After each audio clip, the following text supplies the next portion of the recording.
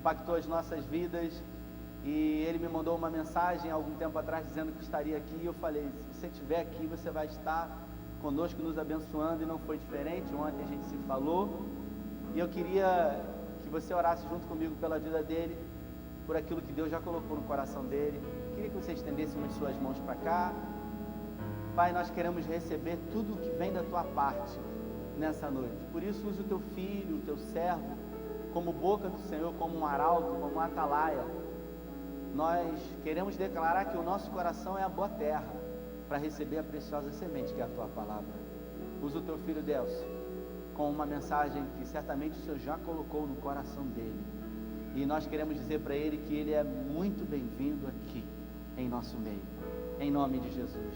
Diga assim: Pastor Delcio, tu és bem-vindo nesse lugar. Amém.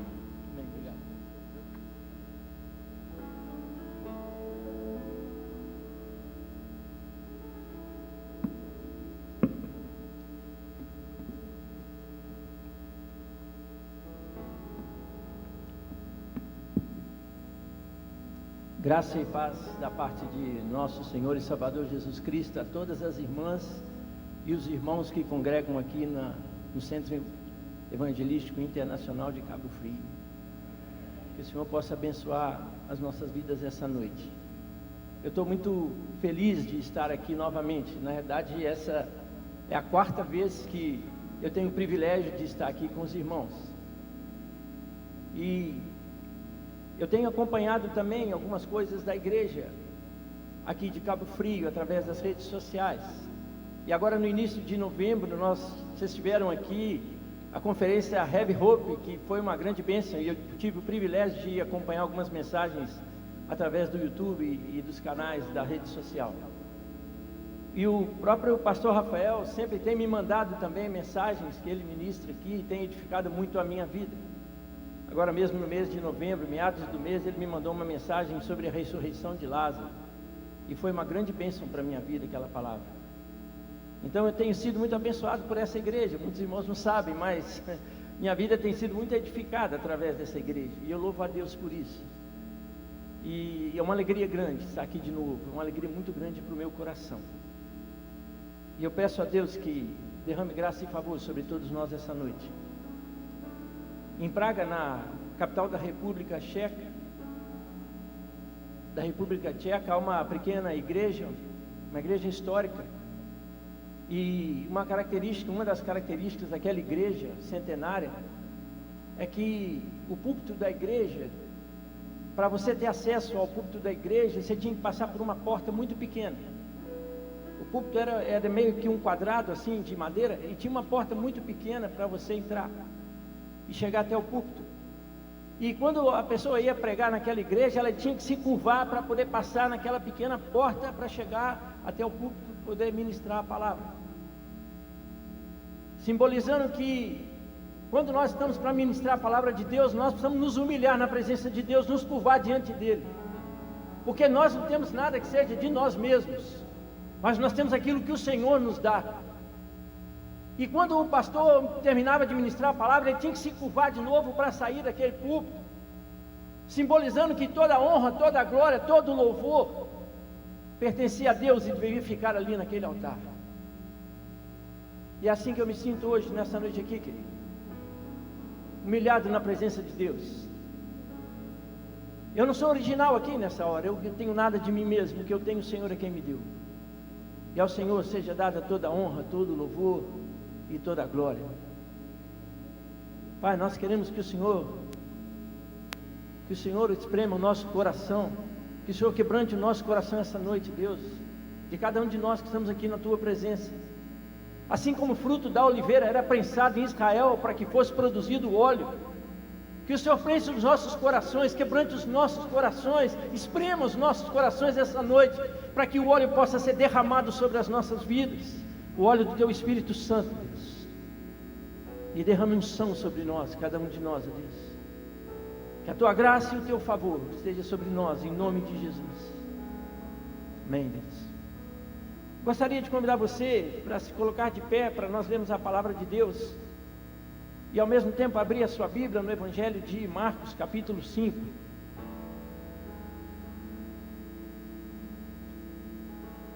Marcos, capítulo 5. Nós vamos ler aqui do verso 21 até o verso 43. Vamos nos colocar de pé em reverência à palavra de Deus, se você pode fazer isso nessa hora.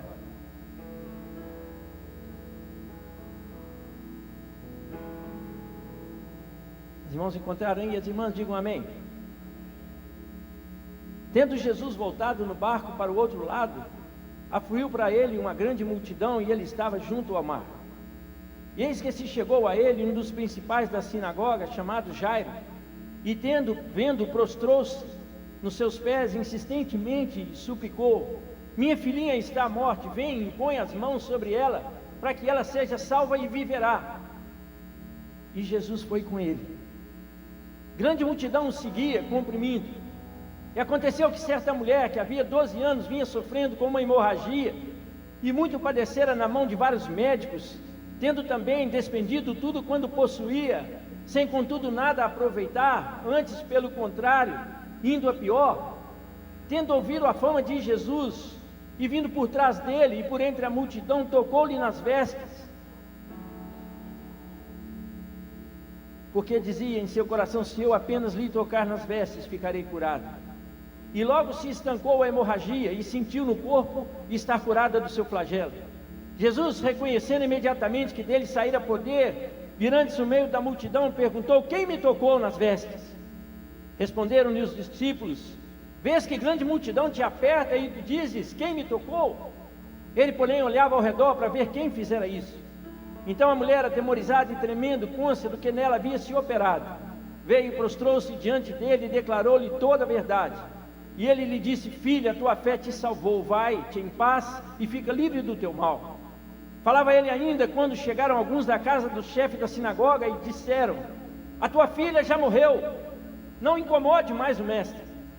Mas Jesus, ao acudir tais palavras, disse ao chefe da sinagoga: Jairo, não temas, crê somente.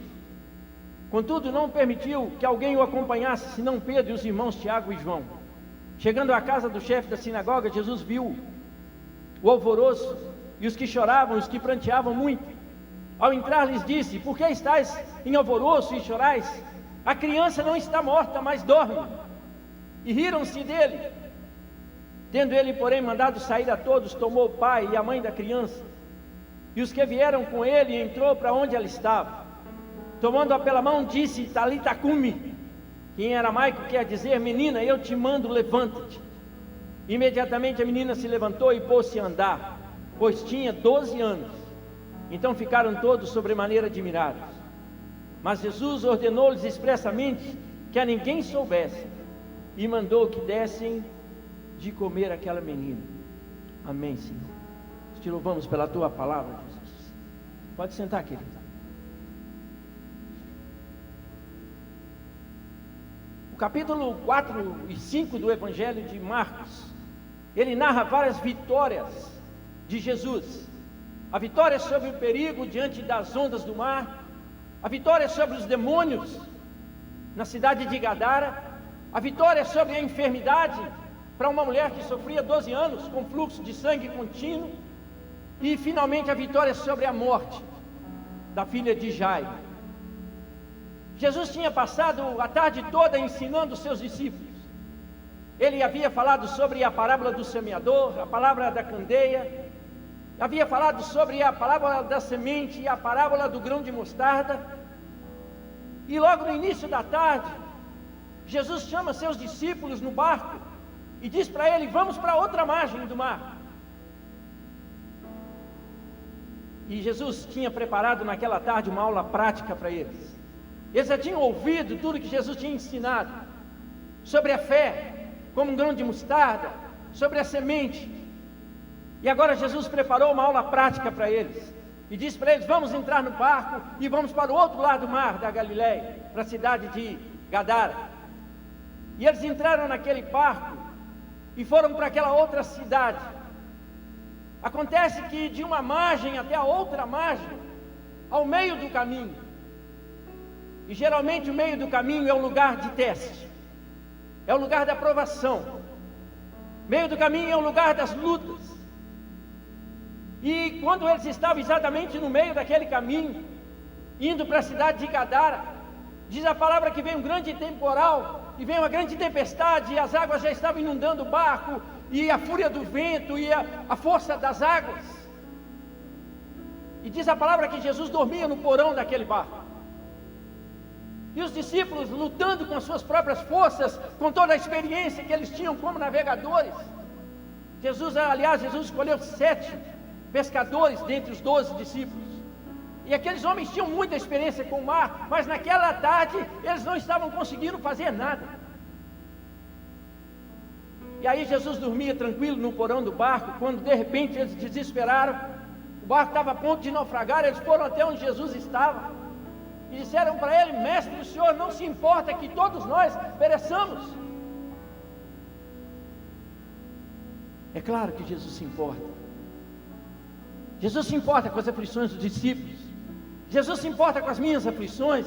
Jesus se importa com as suas provações, com as suas lutas, com os seus problemas. Mas naquela tarde havia uma grande lição a ser aprendida. É que Jesus é Senhor sobre qualquer situação e é dominador sobre qualquer inimigo. Jesus queria provar a fé dos discípulos. Então eles acordaram, Jesus foi ali, acalmou o vento, acalmou as águas, a fúria do mar, a força do vento, repreendeu os discípulos pela incredulidade. Afinal de contas, ouvir a palavra tem que gerar fé no nosso coração. É assim que Paulo escreveu à igreja de Romanos, no capítulo 10, verso 17, que a fé vem pelo ouvir, e o ouvir da palavra de Deus. Jesus acalmou o vento e a tempestade, e eles foram para o outro lado. E é interessante porque muitas vezes na nossa vida é assim também.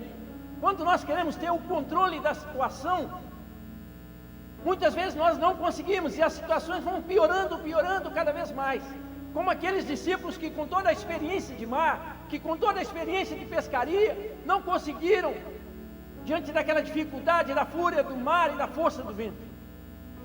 E eles lutavam com seu próprio braço, como muitas vezes eu já lutei na minha vida, e não consegui resultado a não ser enfado e cansaço. Mas quando eles acordaram Jesus, enquanto eles lutavam, Jesus descansava. Mas quando eles acordaram Jesus e deixaram que Jesus assumisse o controle da situação, aí os discípulos puderam descansar.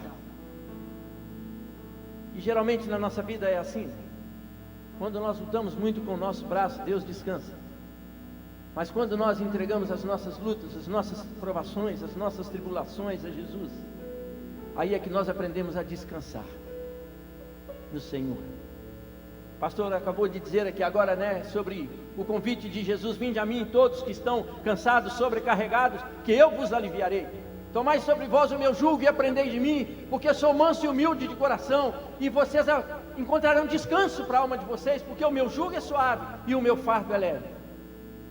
Aquele fabricante de jugo, lá de Nazaré, da carpintaria de José, sabia exatamente o que ele estava dizendo quando falou para os discípulos: tomai sobre vocês o meu jugo, porque o meu jugo é suave e o meu fardo é leve.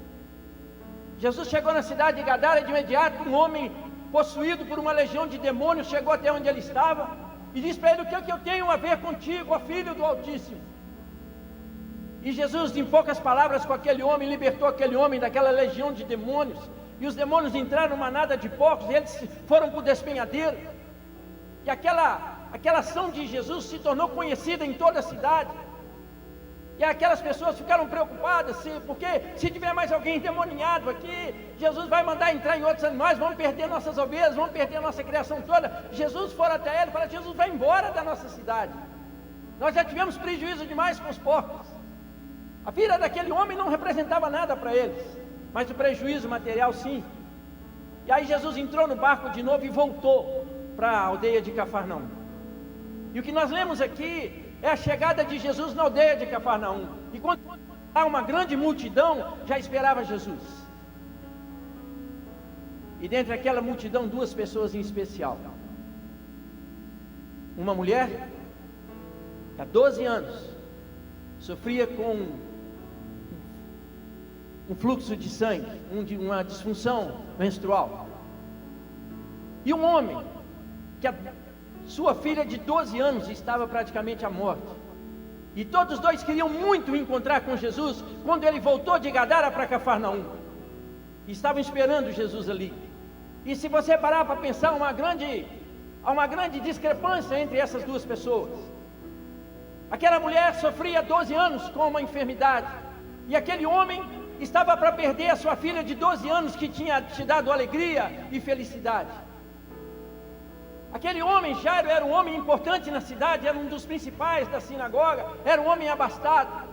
E aquela mulher era uma desconhecida na multidão, já tinha gastado todo o seu dinheiro com os médicos da região de Cafarnaum, tentando a sua cura sem nada conseguir. Há uma diferença muito grande entre eles dois, de uma pessoa muito importante da sinagoga com uma mulher desconhecida, mas que ambos estavam passando por um período de tribulação e sofrimento. E Jesus era a única esperança para eles. Muitas vezes, queridos, eu e você passamos por muitas provações. E Jesus, algumas vezes na minha vida, era a minha única esperança. E foi a minha única esperança. E as mãos que me tiraram daquela situação de aflição, de dor e de tribulação, eram mãos perfuradas pelos cravos romanos. De repente, um grande alvoroço na cidade, e aquele homem, Jairo, um dos principais da sinagoga, o líder da sinagoga, vem correndo pela cidade. Não era comum um judeu correr na rua naquela época, principalmente um homem adulto. E aquele homem vem correndo até Jesus, se prostra diante dos pés de Jesus, e diz para ele: Jesus, tem misericórdia da minha filhinha, ela só tem 12 anos, ela está enferma para a morte, vem na minha casa, coloca as tuas mãos sobre ela, ora por ela que ela viverá. Quando vozes clamam, quando joelhos se dobram, quando mãos se levantam, Jesus sempre tem compaixão de nós, e tem misericórdia de nós, e abençoa as nossas vidas. E diz a palavra que Jesus imediatamente saiu daquele lugar onde eles estavam e começou a se dirigir lá para a casa de Jairo, para agir na vida da filha de Jairo.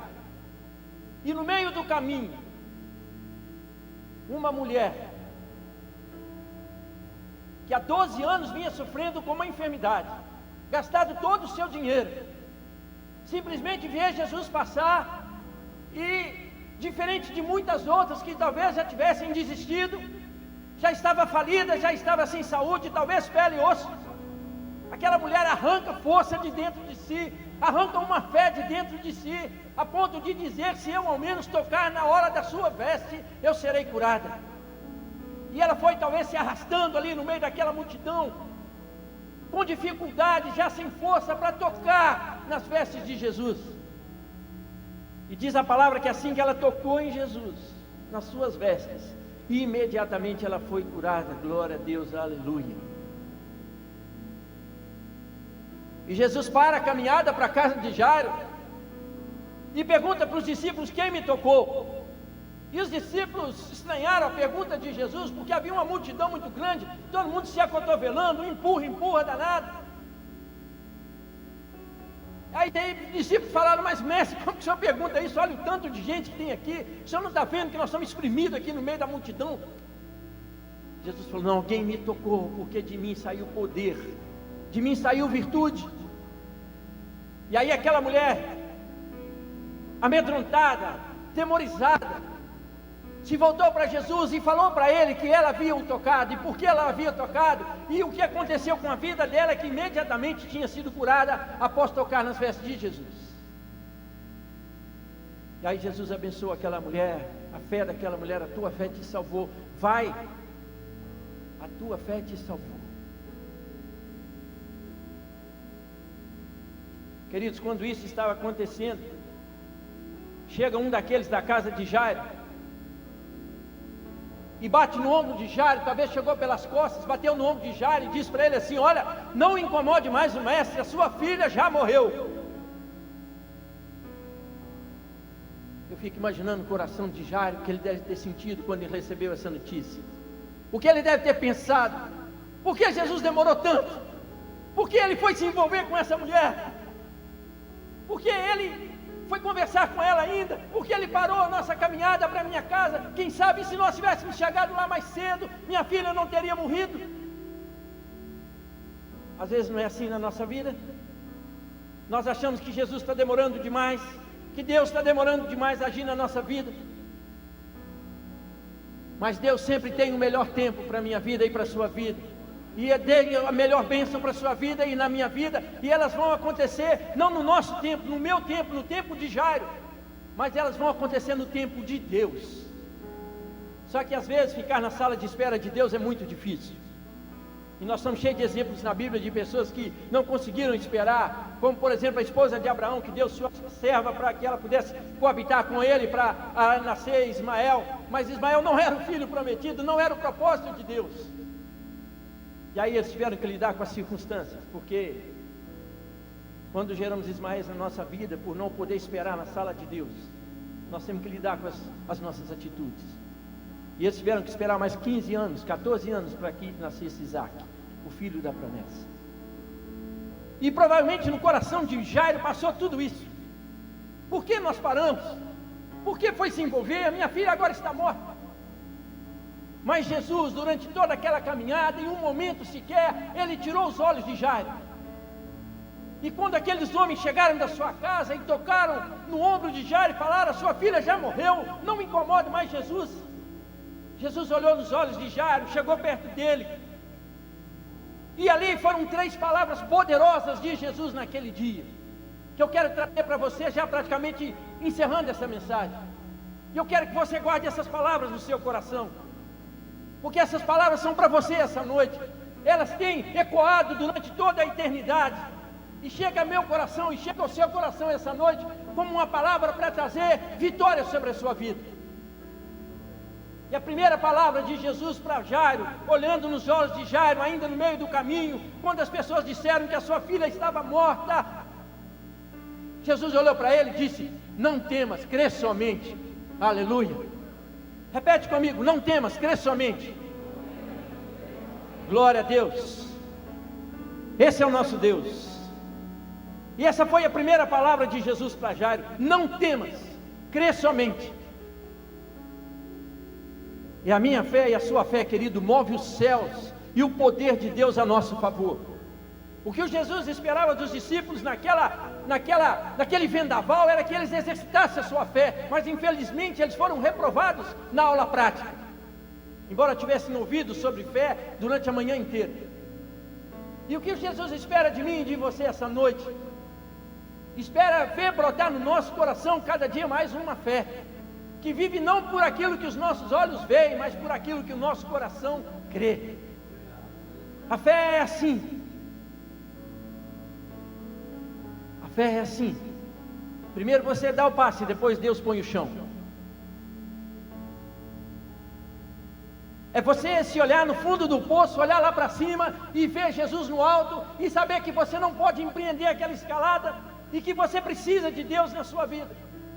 Entregar, descansar em Deus e entregar as suas lutas e aflições para o Senhor Jesus, porque o jugo dele é suave e o fardo dele é leve. Você é uma pessoa muito importante para Deus. Não importa as lutas, não importa os problemas, não importa as aflições que você possa estar vivendo, que eu possa estar vivendo, você é muito importante para Deus, você é precioso para Jesus, você é preciosa para Jesus. Então eu quero dizer para você essa noite: não carregue em seu coração sentimento de menos-valia, sentimento de baixa autoestima, sentimento de inferioridade. Você é uma joia preciosa do Senhor, você é uma joia cravada na coroa do Senhor. Você é importante para Deus, e Deus está dizendo para você essa noite: não temas, crê somente. Ainda que as águas estejam revoltas, ainda que o vento esteja soprando forte, não temas, crê somente. Às vezes Deus permite que a gente passe por lutas e aflições, Mas é nesses momentos que mais nós precisamos da nossa fé. Mas Deus vai te proteger, e Deus tem me protegido. E Deus às vezes permite que situações aconteçam na nossa vida, ou para correção, como foi no caso de Jonas, ou para nosso crescimento e edificação, como foi no caso dos discípulos. Deus permitiu a cova para Daniel, mas não permitiu que os leões tocassem nele. Deus permitiu uma fornalha 7 vezes mais quente para os 3 amigos de Daniel, mas não permitiu que o fogo queimasse a sua pele. E quando o rei olhou para aquela fornalha, haviam 4 homens passeando no meio daquele fogo 7 vezes mais quente. Sabe de uma coisa, querida? Aquele 4º homem está aqui essa noite com você, aleluia, glória a Deus. Aquele 4º homem está aqui com você essa noite, está comigo essa noite, e esse 4º homem está dizendo para você: não temas, crê somente.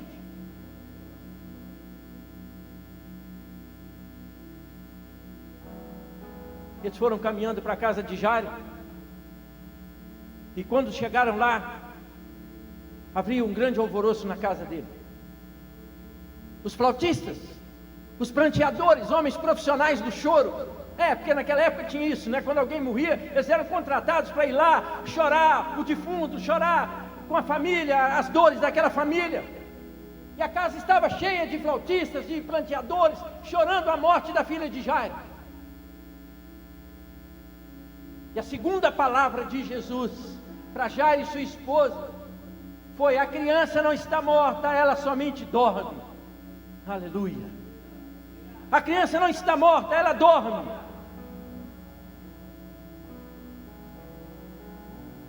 Tem muitas coisas que nós achamos que estão mortas na nossa vida, mas Deus está dizendo para você: não está morto. O seu sonho de uma vida próspera e abençoada diante de Deus, o seu sonho de uma vida santificada, o seu sonho de uma vida cheia do Espírito Santo, cheia da unção de Deus, ele não está morto na sua vida, ele apenas dorme, mas Deus pode fazer ressuscitar e trazer ele de volta. Sabe, querida, aquele sonho que você tem que não se concretizou, que não se realizou, aqueles planos, aqueles projetos que você tem, que ainda não se realizaram, que não se concretizaram, Deus pode trazer tudo isso de volta e fazer que essas coisas se concretizem na sua vida. Ela não está morta, mas ela dorme. Os seus sonhos não estão mortos. O pastor estava dizendo há pouco que vem um novo ano aí pela frente.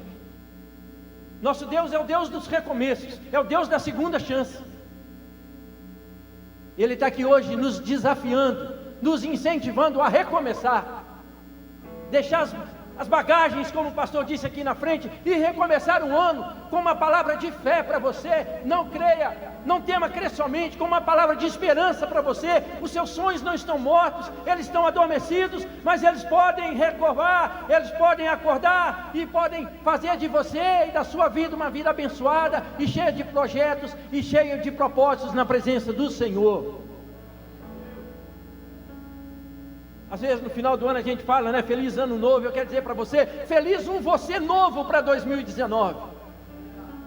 Feliz um você novo, cheio de fé, cheio de esperança.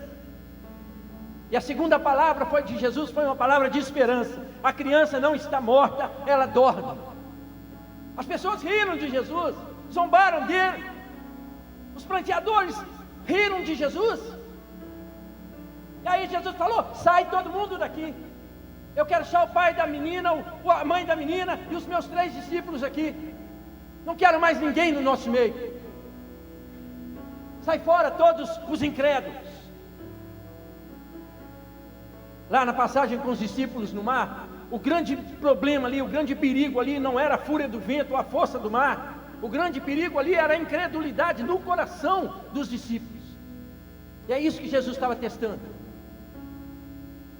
Jesus manda sair todo mundo do quarto. Chega lá naquele quarto, e aí dá uma terceira palavra de Jesus. Então repete comigo: a primeira palavra de Jesus é uma palavra de fé. Não temas, crê somente. Repete comigo: não temas, crê somente. A segunda palavra de Jesus é uma palavra de esperança. A menina não dorme, mas está morta. Repete comigo: a menina não dorme, mas está... Desculpa, a menina não está morta, mas ela dorme. Desculpa. E há uma terceira palavra de Jesus, é a palavra de poder. Então Jesus entra naquele quarto, vê a criança morta lá em cima da cama. Jesus segura na mão daquela menina e declara para ela em aramaico, que era a língua que Jesus falava, Talita cumi, que significa, menina, eu te ordeno, levanta. E quando Jesus ministra aquela palavra de poder, aquela jovem se levantou, se assentou na cama. Aquela que estava morta, reviveu. Porque Jesus tem o poder sobre a morte. Ele venceu a morte. Nosso Deus é um Deus que está vivo hoje, como foi dito aqui na abertura desse culto. Eu e você não cultuamos um Deus adormecido, morto numa gruta, enterrado no fundo de uma gruta. Nós cultuamos um Deus que é vivo, que está presente aqui hoje. Não é um Deus distante, que não se importa com você, que não se preocupa com o seu problema, com a sua luta. Mas é um Deus para o qual você é muito importante. E aí Jesus toca naquela menina e ela se levanta. E o fôlego de vida volta para aquela menina. Eu queria estar ali naquele quarto, naquela hora. Ver a emoção de Jairo abraçar sua filha de novo. Ver a emoção daquela mãe apertar no ombro a sua filha, chorar com ela. E ver aquele ambiente sensível, de amor, de alegria. Eu imagino que Jairo começou a pular na casa, a mãe dele também. E aí deram comida para a menina e ela já tinha 12 anos. E a menina ficou feliz de novo. E aquela alegria contagiou aquele ambiente, onde havia choro, onde havia luta, onde havia dor. A palavra de poder de Jesus trouxe alegria, trouxe vitória. E aqueles lábios que haviam cessado o louvor, Deus colocou um novo canto de júbilo. E aqueles corações que estavam sem esperança, Deus colocou uma palavra de vitória. Levanta. E a palavra de Deus para você essa noite, encerrando. Levanta. Levanta. Não temas, crê somente. Seus sonhos não estão mortos, eles apenas dormem. Levanta. Levanta. Eu tenho um poder para transformar a sua vida. Jesus está falando para você essa noite. Não há impossíveis para mim. Você pode olhar para a sua situação e achar que está perdido, que não tem esperança. Mas eu quero dizer que há esperança para todos nós essa noite, no poder do Senhor Jesus, aquele que venceu a morte. Há esperança para você, há esperança para mim. Levanta. Agora você quer que seus sonhos se realizem? Então você precisa acordar. Aquela jovem estava morta, mas Jesus disse para ela, levanta. E ela levantou. E a nossa vida é assim, ela não tem controle remoto. Você tem que levantar, você tem que caminhar, você tem que lutar e entregar suas coisas na mão de Deus. E fazer junto com Deus o fruto das suas mãos florescer. E aonde você colocar as plantas dos seus pés, haverá fruto.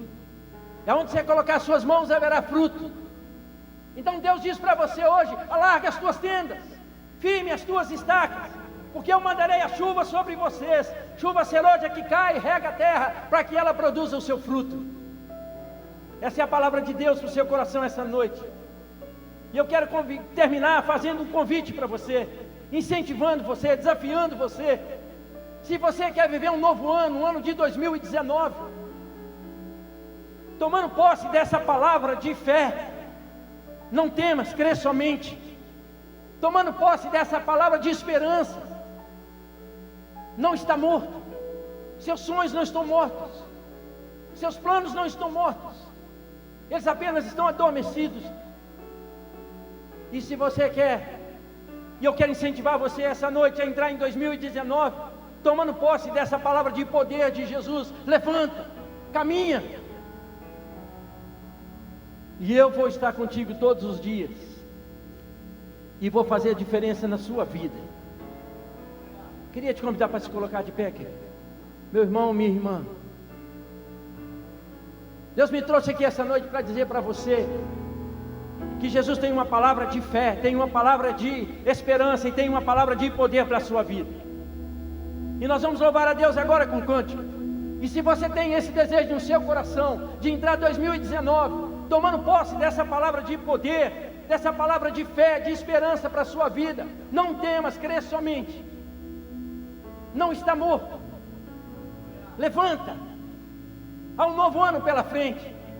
E eu preciso dessa palavra de poder, de fé e de esperança para a minha vida. Se você sente esse desejo também, quer entrar no novo ano tomando posse dessas palavras, enquanto nós louvamos a Deus, eu quero te convidar para vir aqui à frente, declarando para o Senhor Jesus, não para mim, para a igreja, mas entre você e Deus, declarando para Ele: Senhor, eu tomo posse para a minha vida hoje. Eu tomo posse da palavra de fé, da palavra de esperança e da palavra de poder para a minha vida. E eu creio que 2019 vai ser um ano diferente na minha vida, cheio da tua graça, da tua unção, do teu poder. Vai ser um ano de prosperidade, de vitória sobre a minha vida. Você quer declarar isso para o Senhor hoje à noite? Você quer tomar posse dessas palavras para a sua vida, como Jairo tomou posse? Quero te convidar para vir à frente enquanto nós cantamos. Não precisa se constranger, querido. Pode vir se você tem esse desejo no seu coração e quer tomar posse dessas palavras para a sua vida essa noite. Vem aqui à frente e declare para o Senhor: Senhor, eu tomo posse. Que 2019 seja um ano diferente na minha vida. Eu quero essa palavra de poder, eu quero essa palavra de esperança, eu quero essa palavra de vitória sobre a minha vida.